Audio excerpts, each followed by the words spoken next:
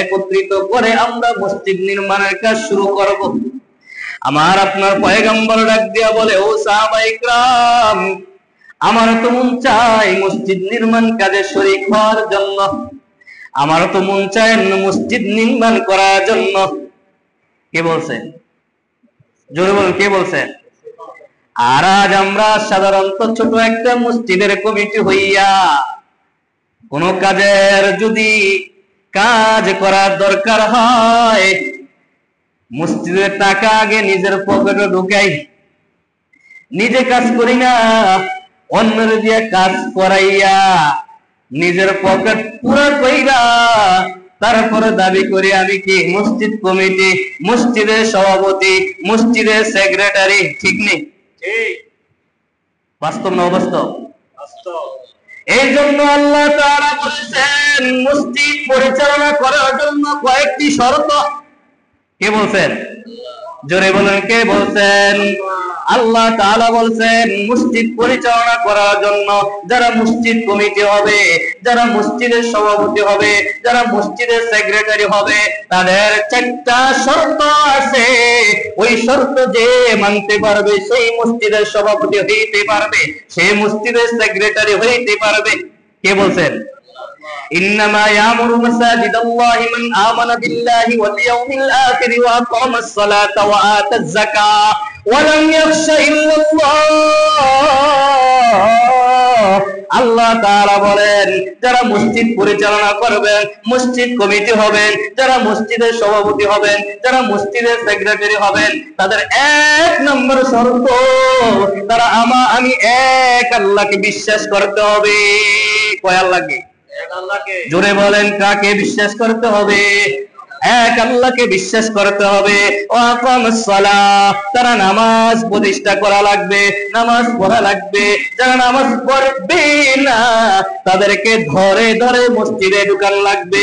এলাকার মধ্যে কে বেনামাজি আছে, এলাকার মধ্যে ফজর নামাজ কে পড়ে না, এশারের নামাজ কে পড়ে না, মাগরিবের নামাজ কে পড়ে না, তালিকাবদ্ধ করে করে তাদের ধারে ধারে যে যে জাহান্নামের ভয় ভীতি দেখাইয়া দেখাইয়া মসজিদে আনা লাগবে। কাদের কাজ? জোরে বলেন। মসজিদের কমিটির কাজ, সভাপতির কাজ। কে বলছেন? কে বলছেন? জোরে বলেন না, কে বলছেন? না আমার বানানো? আমার বানানো? জোরে আওয়াজ দিবেন, কে বলছেন? আল্লাহ বলে না নামাজ পড়ো, বলছে নামাজ কায়েম করো। নামাজ কায়েম করবা কেমনে? বলে যারা নামাজ পড়ে না তাদেরকে পড়াও, পড়ার মতন সুযোগ করে দাও। সুবহানাল্লাহ কইতেন না? তাহলে যারা মসজিদ কমিটি হবে, মসজিদের সভাপতি হবে, তাদের 1 নম্বর শর্ত তারা কি করতে হবে? আল্লাহর উপর ঈমান আনতে হবে। 2 নম্বর তারা নামাজ কায়েম করতে হবে। ঠিক নেই? জোরে বলেন। নামাজ কায়েমের আরেকটা অর্থ হলো যে যেই জায়গায় নামাজ পড়বে ওই জায়গার মধ্যে নামাজ পড়ার মতন পরিস্থিতি কইরা দিতে হবে। ওই জায়গা যদি ময়লা আবর্জনা হয় পরিষ্কার করতে হবে। ঠিক নেই? নাকি ইমাম সাহেব করবে? জোরে বলেন, ইমাম সাহেব করবে? ইমাম সাহেব যদি করে এটা ভিন্ন ব্যাপার। ইমাম সাহেব সওয়াব লাগলে ইমাম সাহেব করবো, ঠিক না? তবে শর্ত দিছে কে? জোরে বলে না, শর্ত দিছে কে? আল্লাহ তাআলা বলছেন ওয়া আকামাস সালাহ, 2 নম্বর শর্ত নামাজ কায়েম করো। ওয়া আতাজ যাকাত, যাকাত প্রদান করো। এখন দেখবেন কোটিপতি হয়ে গেছে, 1 টাকাও যাকাত দেয় না। যাকাত দেওয়ার জন্য কি করে? সর্বনিম্ন শ্রেণীর যেই কাপড় দোকানদারকে যাইয়া বলে, ও দোকানদার যাকাতের কাপড় আছে নি? কয়নি? যাকাতের কাপড় কি লেখা আছে? বলে না না না, আমি কম দামে 100 টাকা 200 টাকা দামের কাপড় কিনে কিনে ট্রাক ভর্তি করব, ওইরা মানুষের সামনে মানুষকে বলবো সিরিয়াল ধরো আমি যাকাত দেই। আমি? জোরে বলেন, আমি? এই যাকাতে লাভ হবে?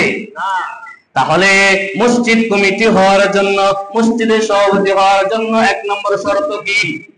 আল্লাহকে বিশ্বাস করা। 1 নম্বর শর্ত কি? 2 নম্বর শর্ত কি? নামাজ কায়েম করা। 2 নম্বর শর্ত কি? তিন নম্বর শর্ত কি? যাকাত প্রদান করা। তিন নম্বর শর্ত কি? চার নম্বর শর্ত ওয়ালাম ইয়াখশা ইল্লাল্লাহ, আল্লাহকে ছাড়া কাউকে ভয় করবে না। এই চারটা গুণ যার থাকবে সে মসজিদ কমিটি হইতে পারবে, মসজিদ সভাপতি হইতে পারবে, মসজিদ পরিচালনা করতে পারবে। আর যদি এই চারটা গুণ যার মধ্যে থাকবে না, সে মসজিদ কমিটি হইলেও আল্লাহর কাছে সে মসজিদ কমিটি হবে না। তাহলে দুনিয়ার কাছে যদি সে মসজিদ কমিটি হয়েও থাকে, তাহলে সে দান্দাবাজি ছাড়া কিছুই না। ঠিক? আমার কথা বুঝেন না? ঠিক নেই? যদি মসজিদ কমিটি এতই হইতে চায়, তাহলে সে আল্লাহকে ভয় করতে হবে, নামাজ পড়তে হবে, রোজা রাখতে হবে, যাকাত দিতে হবে। আল্লাহকে ছাড়া কাউকে ভয় পাওয়া যাবে না। বলেন এটা আমার কথা না আল্লাহর কথা? জোরে বলেন আমার কথা না আল্লাহর কথা? এখন যদি আমার কথায় কেউ বেজার হয়, আমার কথায় যদি আমার উপর কেউ ক্রোধ প্রকাশ করে, আমার করার কিছু নাই। মহান মালিকের দেওয়া কোরআন, যদি কোরআন মানো, ওই কোরআন অনুযায়ী জীবন যাপন করা লাগবে। যদি আল্লাহর কোরআনের পর হাদিস মানো, আল্লাহর কোরআনের পর হাদিস যদি মানো, হাদিস অনুযায়ী জীবন যাপন করা লাগবে। আর যদি আমার উপর ক্রোধ, আমার উপর আক্রোশ আনো, তাহলে বুঝে নিতে হবে কোরআন মানো না, রাসূলের সুন্নাহ মানো না। ঠিক নেই? জোরে বলেন ঠিক নেই? তারপর আমার আপনার পয়গম্বর মসজিদে কুবা নির্মাণ করলেন। ওই জায়গায় কয়দিন থাকলেন? 14 দিন। কয়দিন? জোরে বলেন কয়দিন? ওই 14 দিন থাকার পর যখন মসজিদে কুবা থেকে আমার আপনার পয়গম্বর রওনা হওয়ার পর মদিনা যাওয়ার পথে এক জায়গায় যখন সাহাবায়ে কেরাম নিয়ে একত্রিত হইয়া যখন সামনের দিকে অগ্রসর হইতে লাগলো, ওই দিন ছিল শুক্রবার দিন।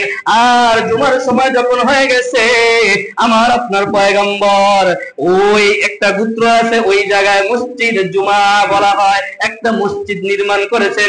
ওই মসজিদে দাঁড়াইয়া আমার আপনার পয়গম্বর জুমার খুতবা দিলেন। জুমার খুতবার মধ্যে ওই মক্কার কষ্টের কথা কখনো উল্লেখ করে না, শুধুমাত্র একটা কথা বলছে। কয়টা কথা বলছেন?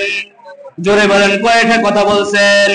একটা কথা বলছেন, ইয়া আইয়ুহাল্লাযীনা আমানুত্তাকুল্লাহ, হে মুমিনগণ কাকে ভয় করো? জোরে বলেন কাকে ভয় করো? আমার আপনার পয়গম্বর বলেন, হে মুমিনগণ আমি আল্লাহকে ভয় করো। যদি কেউ আল্লাহকে ভয় করে, তার দ্বারা বলেন কখনো সুদ খাওয়া হবে নি। জোরে বলেন না হবে নি? যদি কারো মধ্যে আল্লাহ তাআলার ভয় থাকে, কেউ কখনো ঘুষ খাবে নি। জোরে বলেন। যদি আল্লাহ তাআলার ভয় থাকে, সে কখনো নির্যাতন, সে কখনো